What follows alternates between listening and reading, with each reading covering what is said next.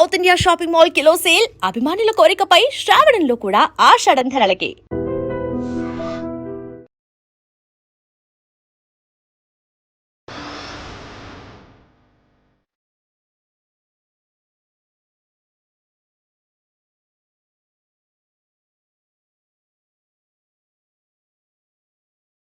భార్య చేతిలో మరో భర్త బలి. ఇలాంటి వార్తలు ఒకప్పుడు విన్నప్పుడు చాలా ఆశ్చర్యంగా, విడ్డూరంగా, వింతగా అనిపించేది. కాస్త మనసులో, గుండెల్లో భయం కూడా ఉండేది. కానీ తరచుగా ఈ వార్తలు చాలా కామన్గా వినిపిస్తున్నాయి. చాలా బాధ అనిపిస్తోంది కదా. అసలు ఏంటి, భర్త అంటే ఒక బాధ్యత, కానీ ప్రియుడు మోజుల్లో పడి అలాంటి భర్తల్నే ప్లాన్ చేసి మరి ప్రియుడితో కలిసి స్కెచ్ వేసి అడ్డు తొలగించుకోవటానికి కూడా కొంతమంది దుర్మార్గపు ఆలోచన చేస్తున్న భార్యల్ని తరచుగా ఈ మధ్య చూస్తూ ఉన్నాం.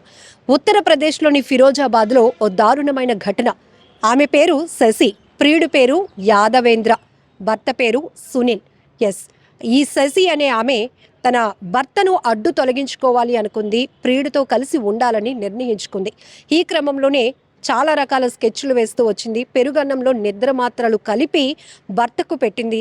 అయితే మోతాదు ఎక్కువ కావటంతో అతను ఆరోగ్యం క్షీణించడంతో వెంటనే హాస్పిటల్కు తీసుకువెళ్లారు. కొన్ని రోజుల పాటు ట్రీట్మెంట్ తీసుకున్న తర్వాత కుదుట పడినటువంటి అతను ఇంటికి తిరిగి వచ్చాడు. ఆ తర్వాత సునీల్ పేరెంట్స్ కూడా చాలా భయం పడ్డారు.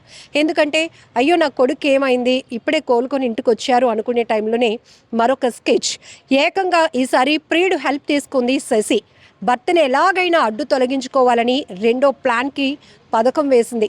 అందుకే ఈసారి నిద్ర మాత్రలతో పని జరగలేదని చెప్పి పాయిజన్తో తన భర్తని అడ్డు తొలగించుకోవాలని, తన భర్త ప్రాణాలు తీయాలని నిర్ణయించుకుంది. దీనికోసం ప్రియుడు పాయిజన్ను ఆన్లైన్లో ఆర్డర్ పెట్టి రప్పించాడు. అయితే ఈ పాయిజన్ను కిచిడీలో పెట్టినటువంటి శశి, అంటే భార్య శశి, తన భర్తకు కిచిడీలో విషం కల్పించింది. దీంతో సునీల్ ప్రాణాలు కోల్పోయాడు. ఇలాంటి వార్తలు చదవడమే కాదు, వినాలి అన్నా కూడా సొసైటీ ఎటుపోతోందో అని అనేక రకాల ప్రశ్నలు తలెత్తుతున్నాయి. కానీ వరుసగా ఇవే దారుణాతి దారుణమైన ఘటనలు. ఇప్పటి వరకు మనం రౌడీ షీటర్లో నేర ప్రవృత్తి కలిగినటువంటి వాళ్ళు ఎక్కువగా హత్యలకు తెగబడుతున్నటువంటి విషయాలు మనం గతంలో చూస్తూ వచ్చాం. ఎందుకంటే వారికి ఏదో నేర ప్రవృత్తి ఉంటుంది, వారు ఎదిగిన కావచ్చు, పెరిగిన వాతావరణం, కుటుంబ నేపథ్యాలు ఇవన్నీ కూడా నేర ప్రవృత్తికి చాలా కనెక్టివిటీగా ఉండేవి అని మనం గత వార్తల్లో చూసాం, ఇలాంటి క్రైమ్ న్యూస్ చూసినప్పుడు. బట్ ఇప్పుడు ఒక మహిళ అంటే చాలా బాధ్యత కలిగినటువంటి ఒక రోల్. కుటుంబ బాధ్యతలే కాదు, తనను తాను మలుచుకుంటూనే తన పిల్లల్ని, భర్తని, అత్తమామల్ని, అమ్మా నాన్నని కూడా ఎంతో కేర్ఫుల్గా బాధ్యతగా చూసుకోవాల్సినటువంటి పాత్రలో ఒక రోల్లో ఉన్నటువంటి ఒక బాధ్యత కలిగినటువంటి మహిళలు కొంతమంది దుర్మార్గపు ఆలోచన చేస్తున్నారంటే ఎటుపోతోంది. అసలు తల్లి పాత్రలో ఉన్నవాళ్ళు పిల్లల్ని కూడా అడ్డు తొలగించుకుంటున్నారు. భార్య అంటే ఒక నమ్మకం, భార్య అంటే తనకు అన్నీ అనుకునేటువంటి భర్తల్ని కూడా అడ్డు తొలగించుకోవడానికి ప్రియులతో కలిసి స్కెచ్లు వేసి చంపేస్తున్నారు. ఎంత దారుణాతి దారుణమైన ఘటనలు. ఒకప్పుడు ఈ వార్త వినాలి అంటేనే చాలా సాహసంగా అనిపించేది, చాలా గుండె ధైర్యం కావాలి. అంత దుర్మార్గురాలు ఎవరు, అంత హృదయం కఠినంగా మార్చుకున్న ఆ రాక్షసి ఎవరు అని అప్పట్లో అనుకునేవాళ్ళం. బట్ ఇప్పుడు ట్రెండ్ మారిందా ఏంటో. ఏం చూసి నేర్చుకుంటున్నారు? వెబ్ సిరీసా, సినిమాలా, సీరియల్ కిల్లింగా, ఏం చూసి ఇలాంటి ఐడియాలు వస్తున్నాయో తెలియదు. కానీ ప్రియుడు మోజులో పడి భర్తలకి దూరం అవుతూ ఉండటం, భర్తల్ని అడ్డు తొలగించుకోవాలి, ప్లాన్ చేసేసి వాళ్ళని చంపేయాలి, ఆ తర్వాత కుటుంబానికి దూరంగా వెళ్ళిపోయి ఇష్టమైన వాళ్ళతో జీవించాలి అనేటటువంటి దుర్మార్గపు ఆలోచనలో నుంచే ఇలాంటి హత్యా నేరాలు మరింతగా పెరుగుతున్నాయి అనటంలో ఎలాంటి డౌట్ లేదు. ఇక్కడ ఈ భార్య శశి కూడా తన భర్త సునీల్ని అడ్డు తొలగించుకొని ప్రియుడు యాదవేంద్రతో కలిసి ఉండాలి అనుకుంది. కానీ సునీల్ తల్లిదండ్రులకు ఒక డౌట్ వచ్చింది. తన కొడుకు చనిపోయిన తర్వాత కోడలి ప్రవర్తనలో చాలా మార్పులు గమనించినటువంటి వాళ్ళు తన కొడుకుని కోడలే చంపించిందా అనే ఒక ఆలోచనతో, ఒక అనుమానంతో పోలీసులకు వారు కంప్లైంట్ ఇవ్వడం జరిగింది. అప్పుడు భర్త సునీల్, ఎవరైతే సునీల్ ఉన్నారో ఆయన హత్యకి, చనిపోవటానికి కారణాలు విశ్లేషించే క్రమంలోనే పోలీసులకు ఇంట్లో పాయిజన్ ప్యాకెట్ అనేది కనిపించింది. దీంతో అప్పుడు క్లారిటీ వచ్చింది. సో భార్య భర్తను ఇలా హత్య చేయించింది, అందుకు కావాల్సినటువంటి ప్లాన్ కానీ, స్కెచ్ కానీ, పాయిజన్ని ఆన్లైన్లో ఆర్డర్ పెట్టి తెప్పించింది ప్రియుడు యాదవేంద్రే అని తెలుసుకున్నటువంటి పోలీసులు ఇద్దరిని కూడా అదుపులోనికి తీసుకున్నారు. ఇక్కడ ఎంత దారుణాతి దారుణం, ఇన్ని వార్తలు చూస్తున్నారు కదా.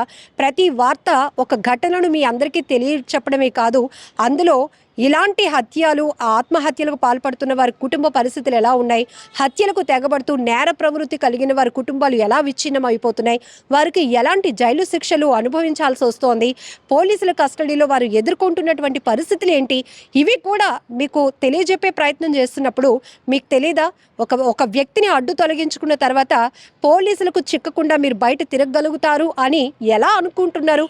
ఎంత అనాలోచితమైన ఆలోచన ఇది. క్షణికావేశంలో ఒక వ్యక్తిని చంపేయాలి, అడ్డు తొలగించుకోవాలి అనుకుంటున్నారు, కానీ ఆ తర్వాత మీరు ఏమవుతారు, జైలు పాలవుతారు అనే విషయాన్ని గమనించుకోలేకపోతున్నారా? సొసైటీలో ఒక చెడ్డ ముద్ర వేసుకోగలుగుతారు అని ఆలోచించుకోలేకపోతున్నారా? ఎందుకు ఈ క్షణికావేశం? ఎందుకు వేరే వ్యక్తుల మోజులో పడి ఉన్న కుటుంబ వ్యవస్థని పూర్తిగా చెడగొట్టే ప్రయత్నాలు ఎందుకు చేస్తున్నారు?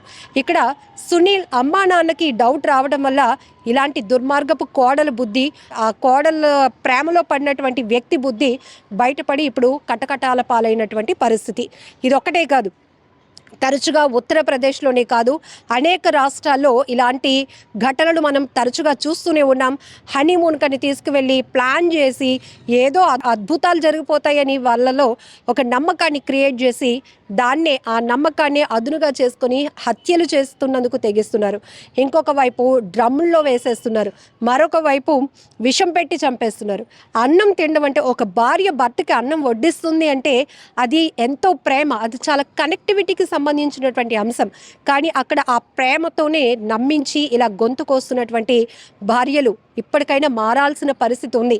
ఏది శాశ్వతం అంటే మనం శాశ్వతం, మనకి మన కుటుంబాలే శాశ్వతం అనే విషయాన్ని మాత్రం ఖచ్చితంగా తెలుసుకోవాల్సిన అవసరం ఉంది. ఎందుకంటే మన భారతీయ సంస్కృతిలో కావచ్చు, ప్రపంచం ఏంటి, ఈ భూమాతని మనం ప్రతి సందర్భంలో ఒక ఎగ్జాంపుల్గా తీసుకుంటాం. భూదేవి అంత ఓర్పు మహిళకు ఉంటుంది అని. అంటే ఒక పవిత్రమైనటువంటి ఆ స్థానంలో మహిళను కూర్చోబెట్టారు అంటే మహిళలపైన ఎంత గౌరవం ఉంది, ఎంత బాధ్యత ఉంది, ఒక సంస్కృతి సాంప్రదాయాలు భవిష్యత్ తరాలకు కొనసాగుతున్నాయి అంటే కూడా దానికి ప్రధాన కారణం మహిళే. అలాంటి మహిళలు ఇప్పుడు రాక్షసులుగా మారిపోతూ సమాజానికి ఎలాంటి మెసేజ్ ఇవ్వాలి అనుకుంటున్నారు, మిమ్మల్ని మీరు ఎలా చూపించుకోవాలి ఈ సొసైటీలో అనుకుంటున్నారు, మీ పిల్లల పరిస్థితి ఏంటి, చంపేస్తున్నారు మీ భర్తల్ని, వాళ్ళ అమ్మా నాన్నల పరిస్థితి ఏంటి, మీ అమ్మా నాన్న మీ గురించి ఇలాంటి కూతుర్ని కన్నానా, ఇలాంటి కొడుకుల్ని కన్నామా అని మీ తల్లిదండ్రులు ఎంత రోధిస్తూ ఉంటారు, వారు ఎంత నరకయాతన అనుభవిస్తుంటారు ఒకసారి ఆలోచించండి. ఇలాంటి నేర ప్రవృత్తులు ఆగాలి అంటే, ఇలాంటి దుర్మార్గాలు ఆగాలి అంటే మీరేమనుకుంటున్నారో కూడా కామెంట్ బాక్స్లో మెన్షన్ చేయండి.